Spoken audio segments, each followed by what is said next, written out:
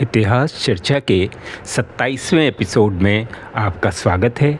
मैं हूं चंद्रभूषण अंकुर।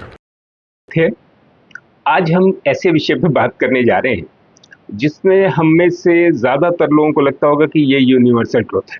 जैसे भारत में पैदा हुए हम जैसे लोग जो विदेशों में कम गए, उनको ऐसा लगता है कि बचपन से हमको ये सिखाया जाता है कि सड़क पे बाएं चलना है, कीप लेफ्ट।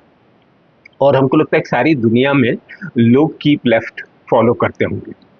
लेकिन अभी 50 दिनों की अपनी अमेरिका यात्रा के दौरान मैंने ये देखा कि वहाँ कीप राइट का चलन है।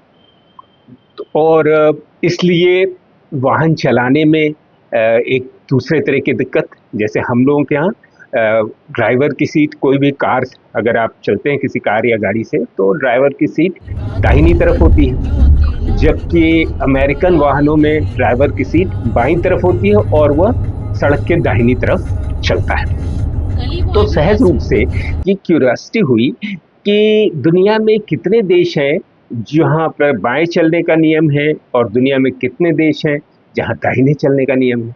जब मैंने इस बारे में थोड़ा पढ़ना लिखना शुरू किया तो पता चला कि दुनिया में जो आंकड़े उपलब्ध हैं उसमें 195 देश है, तो इससे थोड़े ज़्यादा, लेकिन जिन देशों के आंकड़े मिल पाए 195 देशों में से मात्र 76 देशों में सड़क पर बाएं चलने का नियम है। अब आप समझ सकते हैं, यानी जो बहुमत के देश हैं वो दाहिने चलने का वहाँ चलन है। लेकिन हम जैसे भारतीय लोगों को लगता है कि नहीं, नेपाल में भी ऐसा ही है, भारत में भी ऐसा ही है, पाकिस्तान में भी ऐसा ही, बांग्लादेश में भी ऐसा ही है, श्रीलंका में भी ऐसा है, तो भारतीय उपमहाद्वीप में ऐसा है तो सारी दुनिया में ऐसा होगा। लेकिन ऐसा नहीं है मित्रों।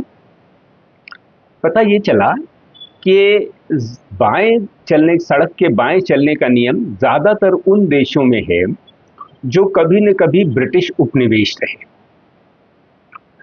और उन्हीं, चूंकि इंग्लैंड में हमेशा बाएं चलने का नियम था, तो जहां जहां उन्होंने शासन उपनिवेश कायम किए उन सभी देशों में उन्होंने बाएं चलने का नियम प्रचलित किया। वैसे भी ऐतिहासिक रूप से ऐसा क्यों हुआ कि लोग बाएं चलने लगे? तो जब घोड़ों पे सवारी होती थी, तो आप जरा कल्पना कीजिए, आप घोड़े पर बैठे हुए हैं और आप घोड़े की रास आप बाएं हाथ से संभाल सकते हैं, और तलवारबाजी अगर आपको करनी है या युद्ध में हिस्सा लेना है तो आप अपने हथियार, ज़्यादातर लोग दाहिने हाथ से ही काम करते हैं या मजबूत होता है उनका दाहिना हाथ, तो वार करने के लिए वो दाहिने हाथ का प्रयोग करेंगे। तो ऐसे में बाएं चलना से दाहिने हमले करने में आसानी होती थी। घोड़ा गाड़ियों का चलन आया तब भी ये चलता रहा, बैलगाड़ियों के चलन में तब भी ये चलता रहा।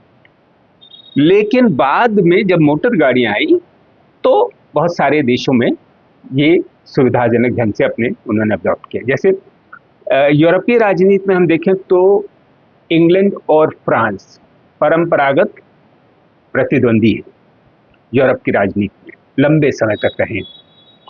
तो और जबकि इंग्लैंड और फ्रांस इंग्लिश चैनल के एक तरफ और दूसरी तरफ का मामला है, मतलब पड़ोसी भी एक अर्थ में, लेकिन फ्रांस में दाहिने चलने का चलन है।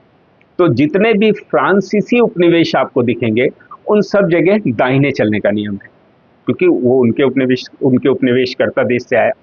जितने भी ब्रिटिश उपनिवेश हैं उनमें बाएं चलने का नियम है। अब सवाल ये उठता है कि अमेरिका, जहां की मैं बात कर रहा हूं, वह भी एक जमाने तक ब्रिटिश उपनिवेश था, तो वहां दाहिने चलने का नियम क्यों है? तो इसके जब तह में हम जानने की कोशिश करते हैं तो एक बहुत ही दिलचस्प बात मुझे पता चली कि अमेरिका में ब्रिटिश मूल के ही लोग बसे आके यूरोपीय शुरू, और वही लोग, जब उन्हीं लोगों की दूसरी तीसरी पीढ़ियां आई, पैदा हुई अमेरिका में, तो उनके लिए अमेरिका उनका देश हो गया। और जब उन्होंने ये धीरे धीरे महसूस किया कि इंग्लैंड जो है वो उनका, ब्रिटेन शोषण करता है उनके संसाधनों का, तो उन्होंने अमेरिकी स्वाधीनता संग्राम शुरू किया 1773 के आसपास। 1776 में उन्होंने ब्रिटिश सत्ता से मुक्ति प्राप्त कर ली, और उनके अंडर में जो खुद कभी 2-3 पीढ़ी पहले अंग्रेज लोग थे, उनके बेटे बेटियों और नई पीढ़ी के लोगों को इतना मोहभंग हुआ इंग्लैंड के साथ कि उन्होंने ये तय किया कि औपनिवेशिक सत्ता ने जैसा कुछ होता है औपनिवेशिक सत्ता के द्वारा, हम उसका उल्टा करेंगे। और वहां पर इस तरह दाहिने चलने का उन्होंने नियम पारित किया कि सड़क के दाहिने तरफ चला जाएगा और ड्राइवर सीट बाईं तरफ बनेगी गाड़ियों में। इसी तरह उन्होंने अपने यहाँ स्विचेस, जो हम लोग इलेक्ट्रिक स्विच हम लोग यहाँ नॉर्मली नीचे को दबाते हैं तो ऑन होता है, ऊपर को दबाते हैं तो ऑफ होता है, लेकिन अमेरिका में आप कोई भी इलेक्ट्रिक स्विच अगर आप ऑन करेंगे तो वो ऊपर की तरफ ऑन होगा और नीचे की तरफ ऑफ होगा। जैसे कि MCB जो अमेरिका का इसमें बने हुए कोई एक यंत्र है जो आप मिनी सर्किट ब्रेकर जिसको बोलते हैं, तो उसमें आप देखिए कि ऊपर की ओर ऑन होता है, क्योंकि वो अमेरिकन आविष्कार था एक तरह का।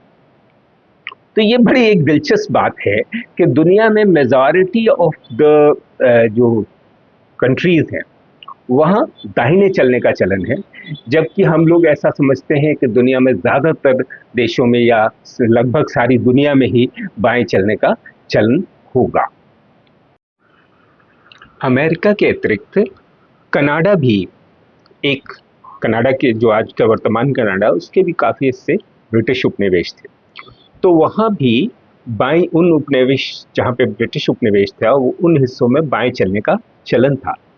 लेकिन कनाडा ने 1920 ईस्वी में एक कानून पारित करके पूरे देश में दाएं चलने का नियम पारित किया।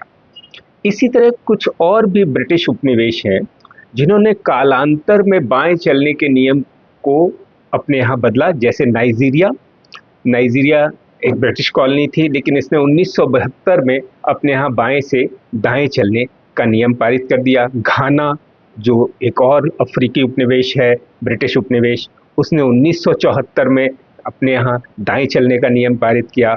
वर्मा जो हम लोग का हिस्सा है, भारतीय उपमहाद्वीप का हिस्सा है, इसने भी 1970 में बाईं ओर चलने के नियम को बदल के अपने यहाँ दाईं ओर चलने का नियम लागू किया।